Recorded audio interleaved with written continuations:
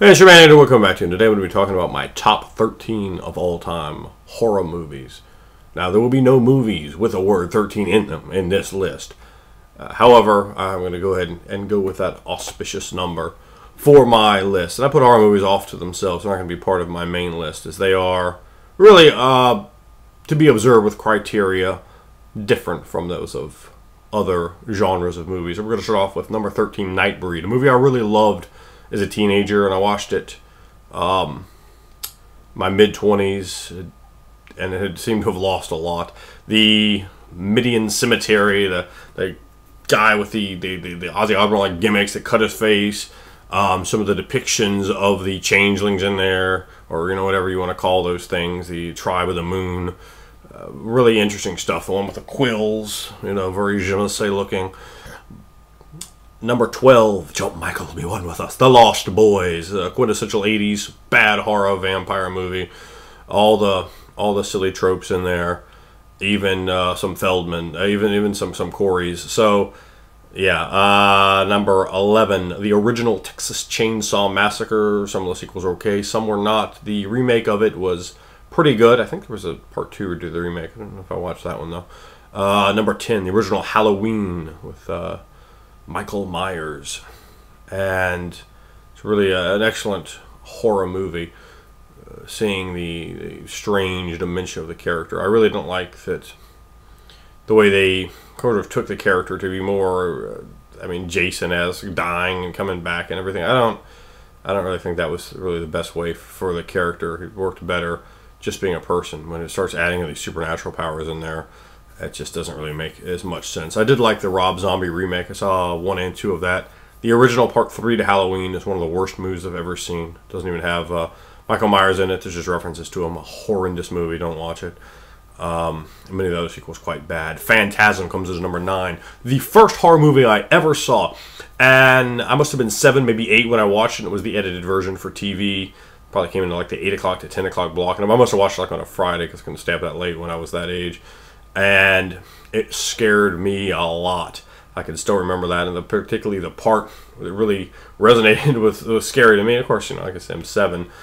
Looking in when the guy is after he thinks he's killed the tall man, and he's looking into the mirror, and he's like, "Oh, it's all done." And then boom, the tall man's right there in the mirror. He turns around, no tall man behind him. Looks back, tall man's still in the mirror. And I think tall man comes out and goozles him, if I remember correctly, and justly so, of course. That's a great character. Obviously, the complete inspiration for the WWF wrestler, The Undertaker, is the tall man from Phantasm. I don't know exactly what he was supposed to be. If someone knows, put in the comments. He's supposed to be an alien or what, but there's a lot of weirdness in the movie. The flying ball, the cut-off finger. I remember they're like trying to ground up this flying cut-off finger deal in the garbage disposal, and a lot of creepiness in terms of like the funeral parlor. And there were like some strange looking Jawa things running around. I don't think I ever heard any degree of explanation too. Number 8 is going to be The Devil's Rejects. I think Rob Zombie does a good job with this movie, and particularly the Freebird scene where they're just being slaughtered. A great movie, Devil's Rejects. Number 7, Nightmare on Elm Street, and Freddy Krueger is clearly head and shoulders above all the other horror icons. I think Jason, other than having the cool looking hockey mask, the Friday the 13th movies are just terrible. So he bests him. He bests Michael Myers and Leatherface as well. He's really the most iconic. I think the most somehow Robert Englund takes this. Freddy Krueger's a child molester. That's the deal. They try to kind of blur the lines there, but he's a straight-up child molester. He molests children, and Robert Englund turned it into a costume for children. That is, but he still kept the character cool and scary. He did all of that with the character, which is really quite amazing, considering, and maybe there's a few cheesy bits in Freddy movies, but Nightmare on Elm Street 1 is a damn scary movie. 1, 2, Freddy's coming for you. That's some creepy ass shit right there. And the fact that Freddy lives and gets you right where you can't defend him, right between your legs, right under the sheets. The thing about Friday the 13th or Nightmare on Elm Street movies that I just love, under the sheets, because when you're a kid, you're grabbing the sheets and okay, I'm straight under here, everything's safe. and then they do that in a movie. So that's a real head trip. A Nightmare on Elm Street, definitely an awesome movie. Number 6, The Ring. The stepping out of the TV part, really just an amazing moment in a horror movie. Number 5, it's going to be a part 1 and part 2 together. That is The Evil Dead. Part 1 and 2 go together to me. I couldn't really tell you the difference between them. Great characters, great movie. The third part, Army of Darkness, is not a horror movie. So I didn't even put it in the list. I actually like that one the best of all of them. That's going to be on my main movie list. But the Evil Dead movies are just absolutely great. Bruce Campbell, great in those. His character Ash, wonderful. Number 4, Let Me In, which is a relatively new movie, vampire movie. Very, very interesting. A lot of really good stuff in that movie. It was a remake. I think the original was Swedish or something. I don't like any movies with subtitles. I don't watch them.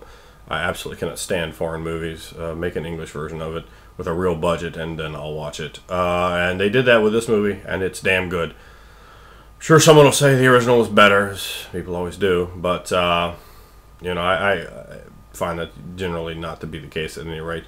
Number 3, the top 3 were very, very hard for me to do. These are all great movies from my tween and teenage years. Loved them all very much. At number 3, Hellraiser.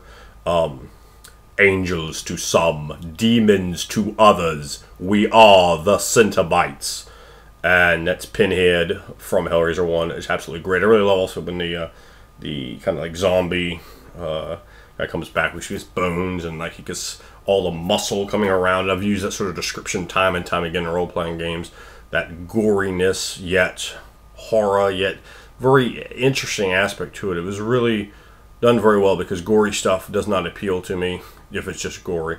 That's just utterly pointless. In this case, it wasn't. It was appropriate and really added a lot to the scene. They also do an excellent job in Hellraiser of capturing the otherworldliness, the strangeness of this other place, this other dimension that you begin to interact with through the puzzle box, the elongated hallways, the strange lighting, the other bizarre Cenobites that you interact with when you start messing around with the puzzle box. And there's a great way to sort of take in this demonic device that's different, you know, and of course, who could forget the chains? Yes, the chains are quite wonderful. You know, and the whole idea of pain to the point of pleasure, and beyond that in the exploration of new dimensions of experience of the flesh. Now, they were very heavily, this movie very heavily influenced portions of the White Wolf game Wraith, particularly with the specters. Cenobites in the original World of Darkness are specters. Pinhead in particular, though, has a bit of Psyche coming in there, which is the kind of the reverse of Shadow. And we see some of his backstory through the different movies. Most of the sequels are terrible, especially Bloodlines, Hellraiser in Space, just utter trash. A few of the later sequels actually are a little better. I forget which one it is, but the one where they talking about like the machine, and there was another one that was something to do with a video game. Those were both watchable. You know, they were, you know, scale of 1 to 5, they were like 2s. But the original one quite good. Number 2, The Howling.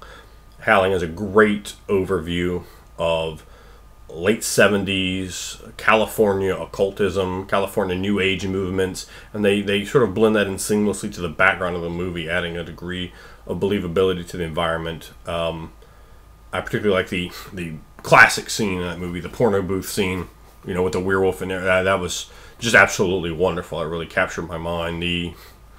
Some of the special effects, you know, I mean, yeah, they're dated. What did it come out in, 79, 80? Definitely dated, but still really a great movie. Do not watch any of the sequels. I think I've seen all of them, unless they've come out with some in like the last, I don't know, 10 years, which they may well have, but the sequels are just terrible. At number 1, Pumpkinhead. It was a tough decision, but it had to be Pumpkinhead in the end. A grand, beautiful tale of vengeance. Keep away from Pumpkinhead unless you're tired of living. His enemies are mostly dead. He's mean and unforgiving. The witch, the swamp, the burial ground of this thing that's dug up, and the way that it's put, and the fact that you are allowed to have your vengeance, but you must see out of the eyes of that vengeance. It's quite wonderful and a very compelling tale. And the fact that it comes to the realization of, no, I don't want this vengeance for what they have done to my son, but it's too bad, and it's too late.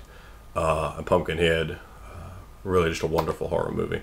There are a lot of others that I consider for the list, but those are my top 13. I'd love to hear comments from you guys in terms of what your favorite horror movies are. If you want to, put a little list down in the comments, or kick around these, or say, how could you have forgotten this movie? And as I may well have, I did do a little bit of looking into research to grab more titles, but there's always movies that are forgotten and that I may have watched and quite enjoyed. I used to really love horror movies, but that is going to be my list. So thanks for watching. Look forward to hearing your comments.